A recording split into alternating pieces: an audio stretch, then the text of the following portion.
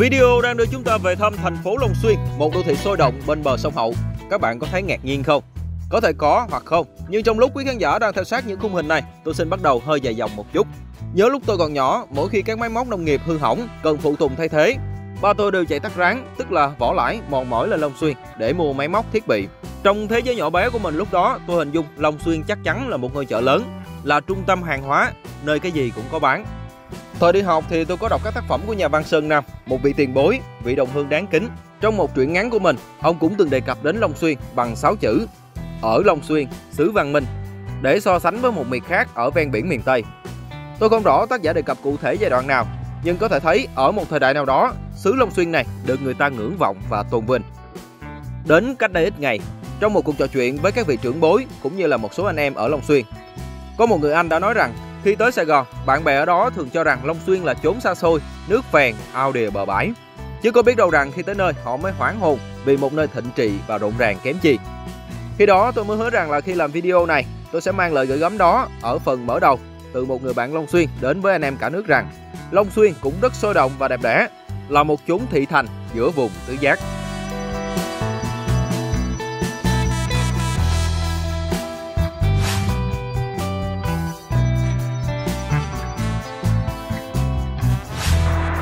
Vùng tứ giác mà tôi nói chính là một vùng đất trù phú ở phía tây sông Hậu, được xác định bằng 4 đô thị lớn ở 4 đỉnh là Long Xuyên, Châu Đốc, Hà Tiên và Rạch Giá.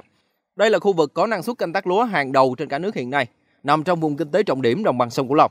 Long Xuyên nằm ở góc đông nam của tứ giác này. Từ khoảng những năm 70 đến nay thì Long Xuyên là đô thị lớn nhất trong vùng. Gần đây thì trình độ phát triển của các đô thị cũng tiến gần sát với nhau. Long Xuyên chắc cũng sẽ phải cạnh tranh nhiều. Nhưng chắc chắn trong 10-20 năm tới, tôi cho rằng Long Xuyên vẫn sẽ là thành phố trung tâm lớn nhất của vùng này. Rộng hơn một chút thì Long Xuyên cũng là tâm của một đường tròn tưởng tượng có bán kính khoảng 55 km. Các thành phố như là Châu Đốc, Rạch Giá, Cần Thơ thì cơ bản nằm trên đường tròn này. Rộng hơn một chút nữa thì Long Xuyên ở khoảng 180 km về phía tây của thành phố Hồ Chí Minh theo đường bộ và cách thủ đô Phnom Penh của nước bạn Campuchia khoảng 165 km về hướng nam. Về mặt hành chính thì Long Xuyên là thành phố tỉnh lỵ, trung tâm hành chính của tỉnh An Giang, Việt Nam, có vị trí nằm ở phía nam của tỉnh. Phía bắc và tây bắc thành phố giáp huyện Châu Thành, phía đông giáp sông Hậu và huyện Chợ Mới, phía tây giáp huyện Thoại Sơn cùng thuộc tỉnh An Giang, phía nam giáp quận Thốt Nốt của thành phố Cần Thơ. Nếu xem xét kỹ hơn nữa thì ở góc đông nam của Long Xuyên vẫn tiếp giáp với tỉnh Đồng Tháp một chút tại huyện Lấp Vò, và hai bên bờ này được kết nối bằng con phà Vàm Cống. Địa hình và thủy văn. Thành phố Long Xuyên có tổng diện tích là 115,36 km². Giống như phần lớn địa hình đồng bằng sông Cửu Long thì thành phố cũng có địa hình rất bằng phẳng với độ cao trung bình khoảng 2 m. Trong đó thì khu vực trung tâm thành phố nhỉnh hơn, trong khoảng từ 2 đến dưới 3 m. Vùng ven thì thấp hơn từ 1,5 m trở xuống. Sông Hậu có chế độ thủy văn theo mùa, tác động nhiều đến địa hình của thành phố. Hàng năm tháng 8, tháng 9, tháng 10 dương lịch thì nước đầu nguồn đổ về rất nhiều, với tốc độ trung bình khoảng 24.000 m3 trên giây. Từ xa xưa thì hai bên bờ sông đã hình thành nên những con rạch tự nhiên giăng mắt len lỏi hàng mấy cây số vào bên trong. Long Xuyên thì nằm ở bên bờ hữu của dòng sông, những con rạch cũng chảy theo rất nhiều hướng. Nơi giao nhau giữa con rạch nhỏ và dòng sông lớn thì người dân quen gọi là các vàm rạch, vàm sông. Sau này trên cơ sở đó, các con kênh đào được các thế hệ tiền bối nới rộng và xẻ thêm. Có những con kênh thì chỉ đi vài cây số, nhưng có những con kênh dài hơn 50 cây số. Ở Long Xuyên thì có cái mình thấy là những con kênh đào có chiều rộng dưới 10 m thường được gọi là mương. Chắc không có thành phố nào mà nhiều mương như là Long Xuyên đâu. Mỗi mương thì nó gắn với tên của một con người bí ẩn nào đó, ví dụ như là mương thầy giáo, mương hội, mương bà hai, mương thầy phó, vân vân. Hệ thống kênh đào và mương này thì nó tạo nên những cái ô đất với những hình thù không thể diễn tả. Nếu phóng to lên chúng ta sẽ thấy rõ điều này, đặc biệt là khu vực ngoại ô phía tây. Vào mùa khô thì chúng ta sẽ thấy rõ các cánh đồng, còn mùa nước chỉ thấy trung tâm thành phố. Xa xa là những dãy nhà cặp kênh, còn lại thì nhiều khu vực ngập sâu hơn 1 m. Con rạch có tác động nhiều đến sự hình thành đô thị Long Xuyên là con rạch chạy giữa trung tâm thành phố, hiện cũng được gọi là rạch Long Xuyên. Còn hai con kênh thoát lũ điển hình xuất phát từ Long Xuyên đổ ra Vịnh Thái Lan cũng đều kết thúc ở Rạch Giá. Đó là kênh Rạch Giá Long Xuyên, bắt đầu từ con rạch Long Xuyên, trung tâm thành phố, đi qua núi Sập, đổ về trung tâm thành phố Rạch Giá. Con kênh khác bắt đầu từ Vàm Cái Sắn ở ranh giới phía nam của Long Xuyên, giáp với Thốt Nốt, đổ ra Rạch Sỏi, phía nam Rạch Giá. Ban đầu thì nó được gọi là kênh Rạch Giá hay là kênh Rạch Giá Bát Sắc. Cũng có một số người gọi là kênh Rạch Giá Long Xuyên luôn. Sau này để phân biệt thì người ta gọi kênh ở trên là kênh Thoại Hà, kênh ở dưới là kênh Cái Sắn.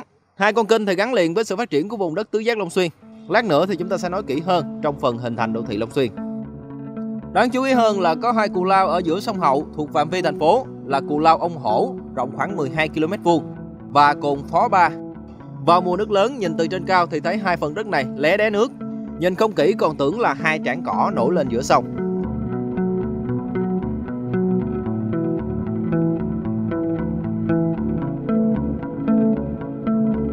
Thành phố Long Xuyên có 13 đơn vị hành chính trực thuộc, bao gồm 11 phường: Bình Đức, Bình Khánh, Mỹ Bình nằm ở bờ bắc của rạch Long Xuyên, Mỹ Long, Mỹ Xuyên, Đông Xuyên, Mỹ Phước, Mỹ Hòa, Mỹ Quý, Mỹ Thới, Mỹ Thạnh ở phía nam của rạch, và 2 xã Mỹ Hòa Hưng và Mỹ Khánh. Các xã sẽ chia thành các ấp và các phường sẽ chia thành các khóm.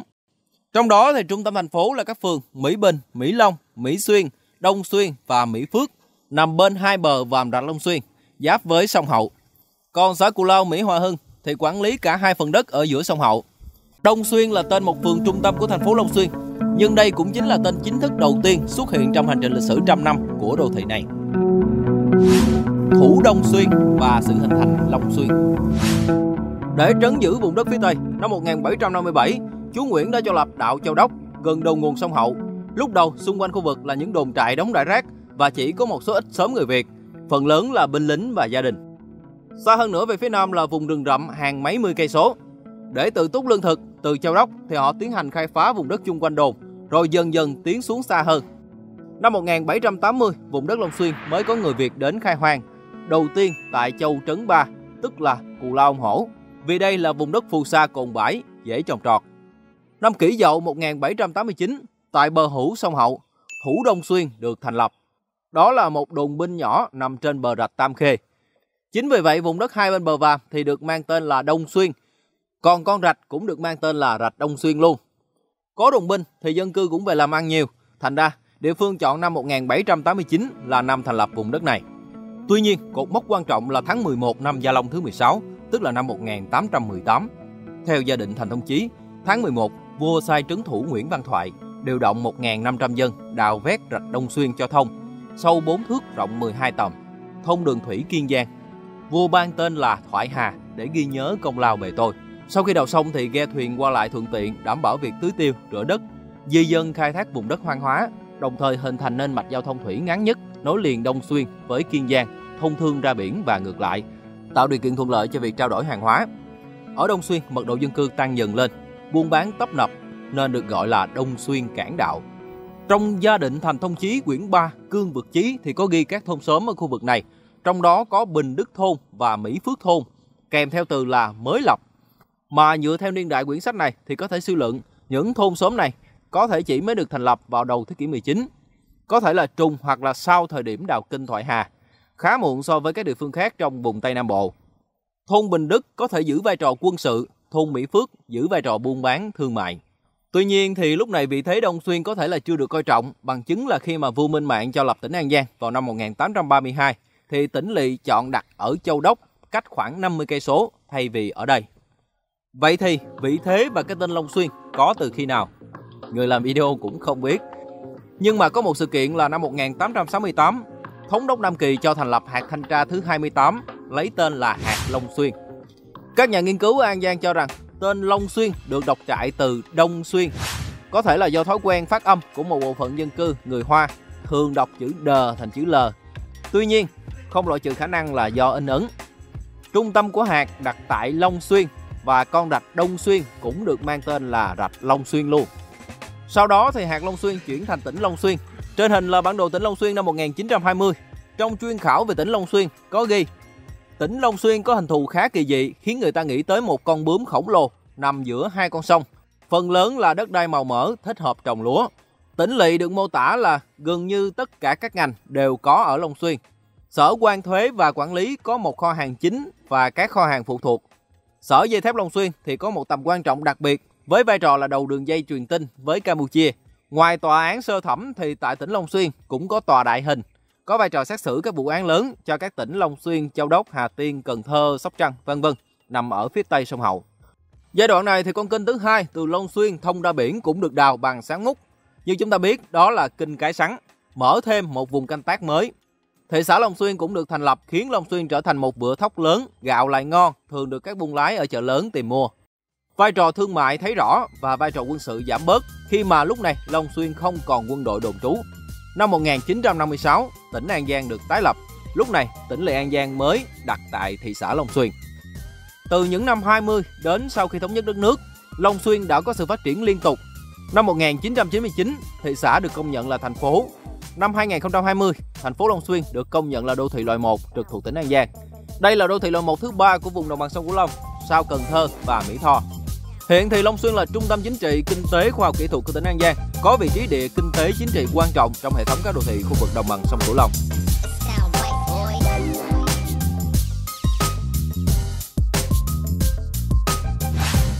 Hệ thống giao thông kết nối. Trước đây thì Long Xuyên là đầu mối giao thông quan trọng của vùng tứ giác Long Xuyên.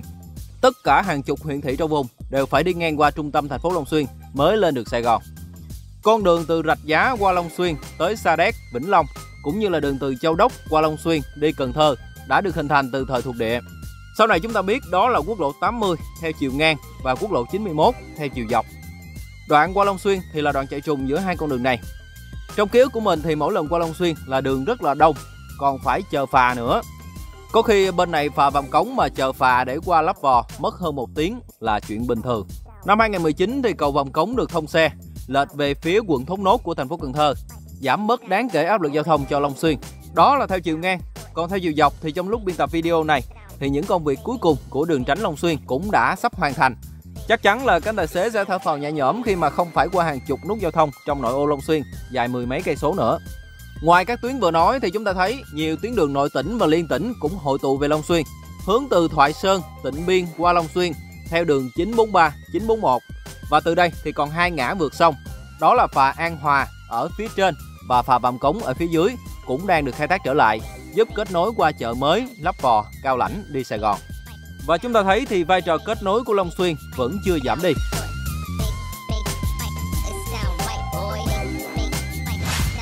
Đô thị Long Xuyên.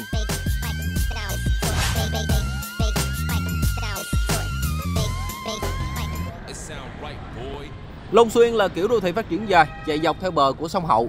Diện mạo đô thị thì chưa khang trang so với các đô thị cùng loại. Nguyên nhân là do có một giai đoạn thì Long Xuyên phát triển rất là nhanh, sự quy hoạch không đuổi theo kịp sự phát triển. Hay nói ngược lại thì nó đã phát triển ở một cái thời kỳ mà chúng ta chưa chú trọng nhiều đến quy hoạch. Phải nói bây giờ mà quy hoạch lại Long Xuyên thì cũng rất là khó. Các bạn chắc còn nhớ lúc nãy tôi nói qua Long Xuyên thì cảm thấy rất là đông luôn. Tại vì để đi xuyên qua trung tâm của thành phố thì chỉ có một con đường duy nhất là đường Trần Hưng Đạo. Nếu không đi đường này thì không còn con đường nào khác để đi. Từ đường này thì những cái tuyến đường kết nối tỏa ra hai phía theo kiểu xương cá, nhà cửa thì theo đó mọc lên. Tuy nhiên thì tính kết nối của các con đường này cũng chưa cao và đường xá thì thường ngoằn ngoèo, quanh co. Đổi lại thì đây là một đô thị sầm uất rất là dễ làm ăn buôn bán. Như hình ảnh chúng ta đang thấy trên màn hình thì nhà cửa san sát với nhau, khiến cho nhịp sống rộn ràng, kể cả ngày, kể cả đêm. Dân số thành phố hiện ước tính khoảng 280.000 người, mật độ dân số hơn 2.400 người trên 1 km². Điểm trung tâm của thành phố là nơi giao nhau giữa đường Trần Hưng Đạo, đường Nguyễn Trãi và đường Hà Hoàng Hổ, hay đường rẽ vào huyện Thoại Sơn. Nếu Long Xuyên có km số 0 thì chắc chắn sẽ đặt ở vị trí này. Người dân quen gọi là ngã tư đèn 4 ngọn, vì trước đây ngay tại bùng binh này có 4 ngọn đèn tỏa ra theo 4 hướng. Có lẽ là có từ mấy chục năm rồi, ăn sâu vào ký ức của rất nhiều thế hệ khi nhớ về Long Xuyên. Theo thời gian, nó đã được cải tạo theo hướng hiện đại hơn một chút, như là kiểu dáng mà chúng ta đang thấy. Lúc đầu thì đã bị phản ứng dữ lắm, nhưng giờ đây thì người Long Xuyên có vẻ đã chấp nhận rồi, nhìn cũng êm mà ha. Địa phương thì cũng đã quy hoạch trung tâm hành chính của tỉnh nằm bên phường Mỹ Bình. Phần đất bị bao quanh 4 phía bởi sông và rạch. Khu vực này thì mình thấy là ngăn nắp nhất ở Long Xuyên. Vị trí cái cơ quan trụ sở cũng hài hòa, mật độ xây dựng cũng vừa phải. Gần đây thì Long Xuyên đã triển khai một số khu mới ở cả khu vực ven sông, phía đông và khu phía tây. Cá nhân mình kỳ vọng nhiều hơn theo hướng phát triển về phía tây và cũng hy vọng thành phố hạn chế đầu tư các khu vực ở hướng đông. Đó là ý kiến riêng, tại vì có thể tác động đến dòng chảy của sông Hậu. Sắp tới nếu Long Xuyên xây dựng thêm 1 hoặc là 2 tuyến đường chạy song song với đường Trần Hưng Đạo về hướng phía trong này nữa, kéo dài từ Bắc xuống Nam luôn, hoặc là tiếp tục nối dài các tuyến đường trục hiện có, thì tương lai có thể Long Xuyên sẽ trở thành một trong những đô thị được đánh giá cao nhất ở đồng bằng sông Cửu Long. Video vẫn còn nhiều nội dung hay ở phía trước, nhưng xin được tâm sự với khán giả. Mọi người có thể thấy video này bình thường thôi, nhưng mà về phương diện nội dung, nó đã tốn thời gian của mình hơn cả việc làm một khóa luận tốt nghiệp. Thành ra những động viên của anh chị là rất là quý báu, bằng cách hãy nhấn đăng ký, Trước đây thì có một cái video mình đã nhận được tới 40.000 lượt đăng ký. Hy vọng video này sẽ vượt qua kỷ lục đó.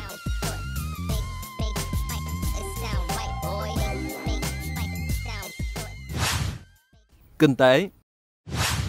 Thành phố Long Xuyên là một trong những trung tâm kinh tế lớn của đồng bằng sông Cửu Long, có kinh tế năng động.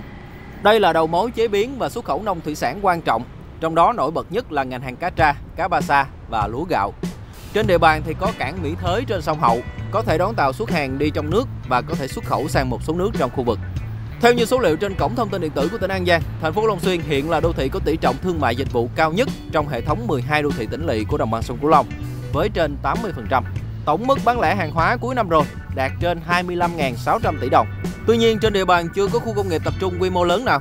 Thành ra năm 2022, Thủ tướng Chính phủ đã chấp thuận chủ trương đầu tư khu công nghiệp Vàm Cống, quy mô 193 ha tại ngã ba sông Hậu và Kinh Cái Sắn thuộc phường Mỹ Thạnh, thành phố Long Xuyên. Tỉnh đang kêu gọi đầu tư thực hiện công tác bồi thường, giải phóng mặt bằng, hoàn chỉnh các thủ tục để sớm khởi công. Khu công nghiệp này dự kiến tạo việc làm thường xuyên cho khoảng 8.000 lao động tại địa phương. Trong đó thì vẫn ưu tiên các ngành thế mạnh của An Giang là chế biến nông thủy sản, sản xuất vật liệu xây dựng. Ngoài ra còn ưu tiên các ngành công nghiệp sạch, công nghệ thông tin, điện, điện tử, may mặc, giày da. Trên địa bàn thì còn một số ít diện tích đất nông nghiệp trồng lúa và cây ăn quả, cũng như trên hệ thống các kênh rạch Cù Lao, người ta còn đánh bắt cá, cũng như là có dư ra các loại cá đặc sản để chuyển trực tiếp lên Sài Gòn. Riêng lĩnh vực du lịch trên địa bàn cũng đang dừng ở mức tiềm năng. Tổng thu ngân sách của thành phố bình quân đạt từ 1.200 tỷ đồng mỗi năm. Bản sắc Long Xuyên. Long Xuyên là một đô thị có bản sắc, là một trong những nơi mình rất là thích. Theo như tiến sĩ Ngô Viết Nam Sơn thì chú chỉ ra 7 yếu tố tạo nên bản sắc đô thị.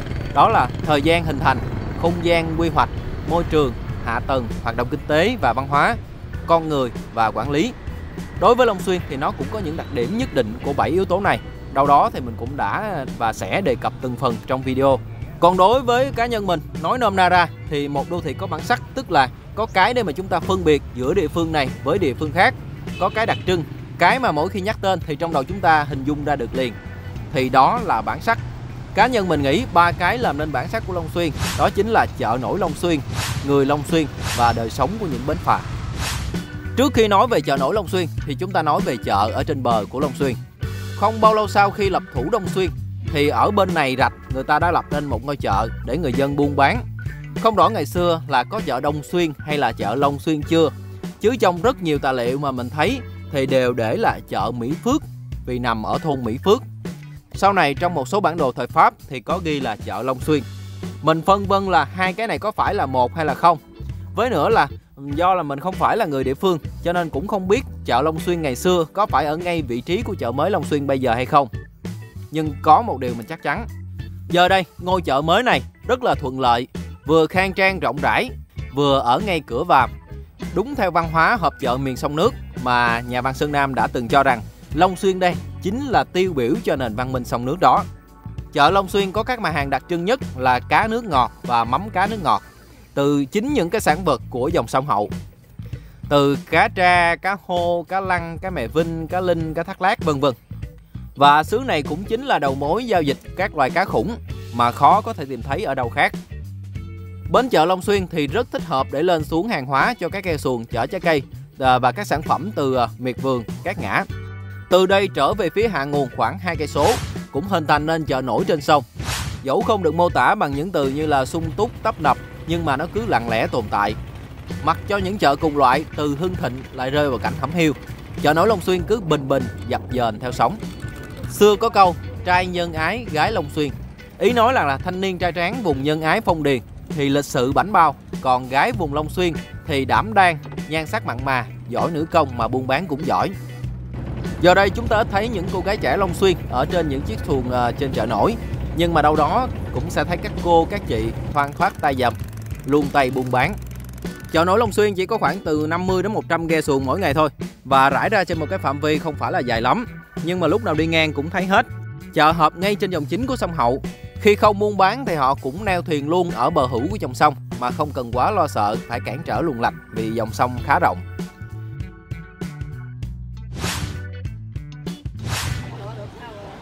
Người Long Xuyên, theo đánh giá cá nhân của người làm video thì như thế này nè, không biết là có đúng không ha. Thì thấy họ sống rất là bình dân, sống ít phô trương, nhân nghĩa, tương thân tương ái rất cao. Với cái nữa là họ sống rất là nghĩa khí, thẳng thắn.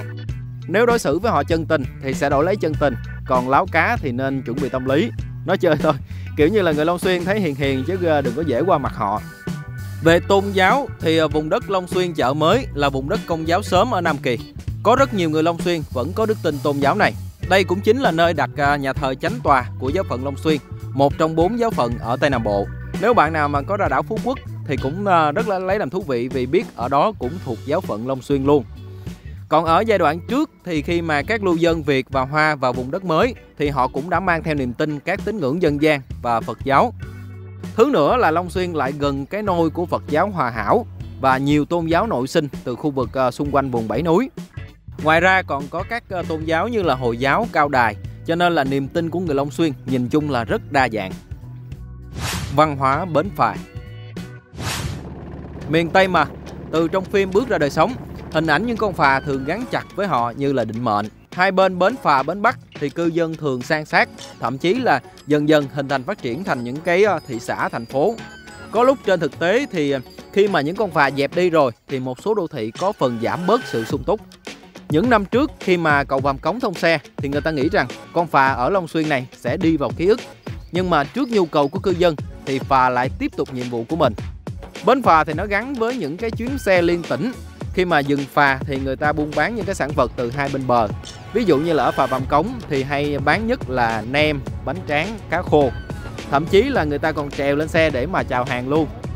Trên một chuyến xe thì thấy người ta buôn bán cái gì là biết đã đến đâu rồi. Giờ đây thì các hãng xe quy củ hơn, tình trạng đó thì ít đi. Nhưng văn hóa bến phà thì vẫn vậy. Khi phà còn thì nhịp sống hai bên bờ vẫn vậy.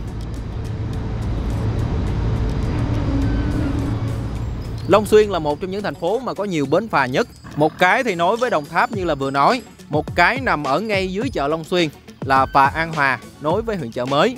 Một cái là ở ngay trên của chợ Long Xuyên nối với bờ nam của Cù Lao Ông Hổ, xã Mỹ Hòa Hưng là phà Ô Môi. Một cái ở trên nữa tên bến phà là phà Trà Ôn qua trung tâm xã Mỹ Hòa Hưng. Ngoài ra còn có các bến đò nhỏ qua cồn Phó Ba, đi chợ nổi hay là đi qua các cái nhà bè giữa sông. Chắc chắn trong 50 năm tới, nét đặc trưng này sẽ vẫn còn thấy trên vùng đất Long Xuyên.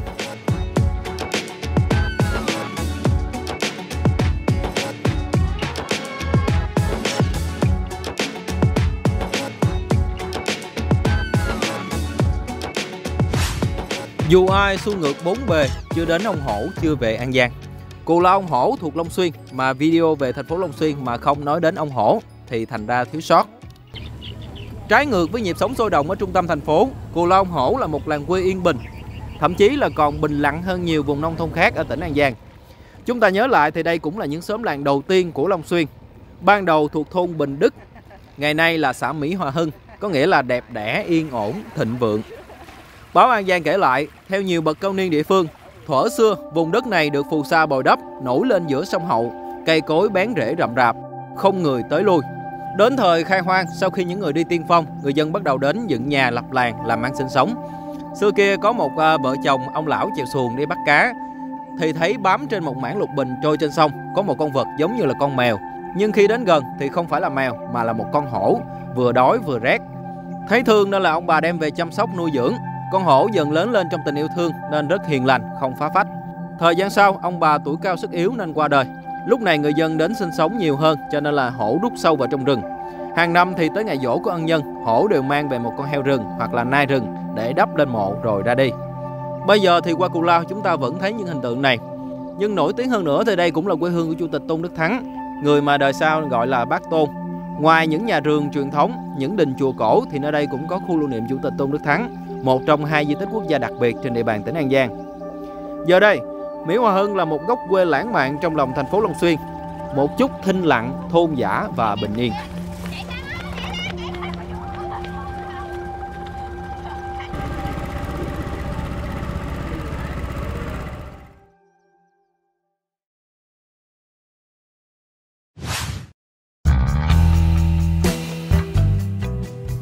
Đây là gam màu chính của Long Xuyên. Người Long Xuyên, người mà lúc nãy mở đầu video mình đã nói đó, thì cũng đã nói với mình rằng là khi xuống An Giang thì hầu hết người ta đều chọn lên Châu Đốc mà chưa hề biết có một Long Xuyên như thế này. Thành ra lần tới bạn hãy thử ghé Long Xuyên ít nhất là 2 ngày 1 đêm, có thể sẽ thấy rất là đáng giá. Đối với mình mỗi lần xuống Long Xuyên đều có công chuyện hết, cho nên là không có vui chơi gì nhiều. Nên là có thể là ông anh gửi gắm sai người rồi. Thôi thì cũng cố gắng giữ lời hứa. Mình sẽ hướng dẫn các bạn tham quan 2 ngày 1 đêm ở Long Xuyên như thế này. Buổi sáng các bạn có thể đi chợ nổi nè ha. Lại chỗ bến phà Ô Môi có những cái ghe nhỏ nhỏ, họ sẽ chở bạn đi trong vòng 1-2 tiếng gì đó. Tất nhiên là cũng không có quá rộn ràng, nhưng mà cảnh sông nước vào buổi sáng sẽ khiến mình có cảm giác như là thanh bình hơn, quẳng gánh lo đi.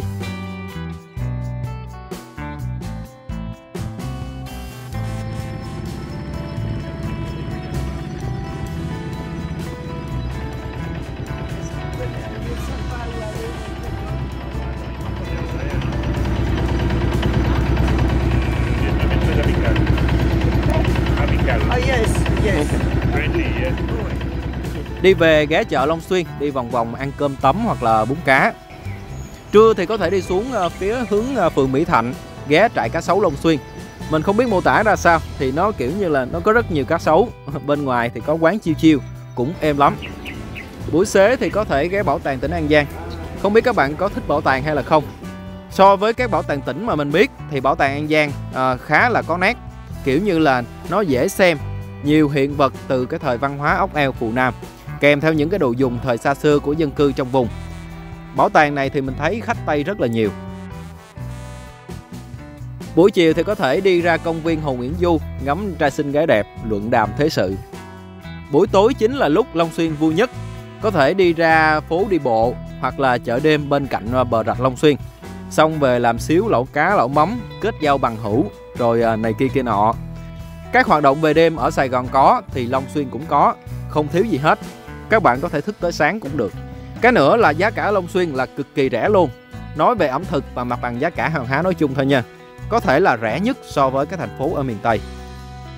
Sáng hôm sau thì có thể tham quan các tuyến phố, những cây cầu, những công trình kiến trúc Việt, Hoa, Pháp như là đình Mỹ Phước, chùa Ông Bắc, nhà thờ Chánh tòa Long Xuyên. Có thời gian thì ghé qua xã Mỹ Khánh hoặc là qua phà để đi qua Cù Lao, Mỹ Hòa Hưng. Theo mình thời gian ở Long Xuyên bao nhiêu đó là hợp lý.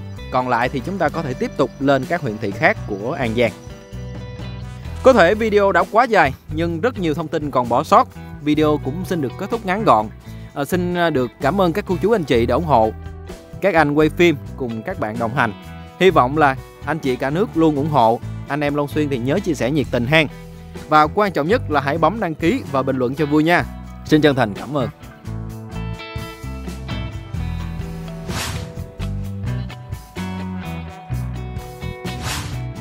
Năm 1948, trường trung học đầu tiên của tỉnh được chính thức thành lập, mang tên là Collège de Long Xuyên.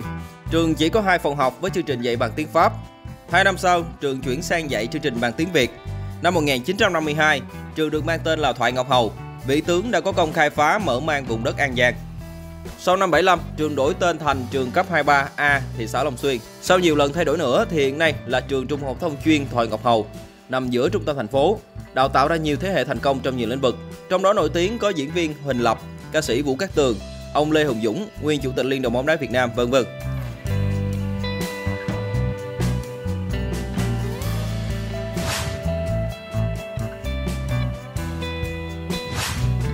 Trường Đại học An Giang cũng khá thú vị. Tiền Thân là một trong những trường đại học công lập đầu tiên ở vùng đồng bằng sông Cửu Long, trên cơ sở đào tạo sư phạm cho địa phương. Đến nay là trường đào tạo đa ngành. Có một điều đặc biệt là trường Đại học An Giang lại không chịu sự quản lý trực tiếp của Ủy ban nhân dân tỉnh An Giang, mà là trường thành viên của Đại học Quốc gia Thành phố Hồ Chí Minh. Trường Đại học An Giang có thế mạnh là sư phạm, nông nghiệp và các ngành kỹ thuật, có thể đóng góp nhiều cho việc xây dựng Long Xuyên trở thành một trung tâm chuyển giao khoa học, phát triển nền nông nghiệp hiện đại ở vùng Tứ Giác Long Xuyên.